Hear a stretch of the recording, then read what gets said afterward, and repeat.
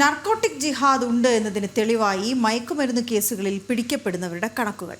കോഴിക്കോട് 2 മാസത്തിനിടെ രാസലഹരി കേസുകളിൽ പിടിക്കപ്പെട്ടവരിൽ അധികവും തീവ്ര മതസംഘടനകളിൽ ഉൾപ്പെട്ടവരാണ്.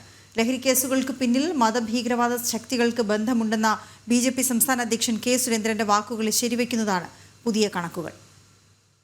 വിവരങ്ങളുമായി അനഘ ഹർഷൻ ചേരുന്നു. അനഘ, വിവരങ്ങൾ എന്താണ്?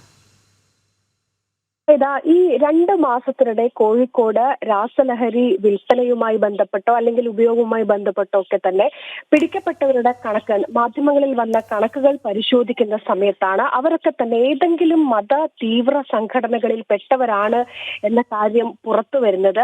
മാത്രം ഈ 2 മാസത്തെ കണക്കുകൾ പരിശോധിക്കുമ്പോഴാണ് നമുക്ക് ആ വിവരം ലഭിക്കുന്നത്. ഇങ്ങനെ ഒരു സാഹചര്യം ഉള്ളപ്പോഴാണ് BJP സംസ്ഥാന അധ്യക്ഷൻ K. സുരേന്ദ്രന്റെ വാക്കുകൾ ഇവിടെ ഏറെ പ്രസക്തമാവുന്നത്. അദ്ദേഹം കഴിഞ്ഞ ദിവസം നടത്തിയ പ്രസ്താവന ഇത്തരത്തിൽ ലഹരി കേസുകൾക്ക് പിന്നിൽ മത തീവ്രവാദ ശക്തികൾക്ക് ബന്ധമുണ്ടെന്നും പിടിക്കപ്പെടുന്നവരിൽ SDPI പോലുള്ള തീവ്ര സംഘടനകളിൽ പെട്ടവർ ഉണ്ടെന്നുമായിരുന്നു K. സുരേന്ദ്രൻ കഴിഞ്ഞ ദിവസം നടത്തിയ പ്രസ്താവന.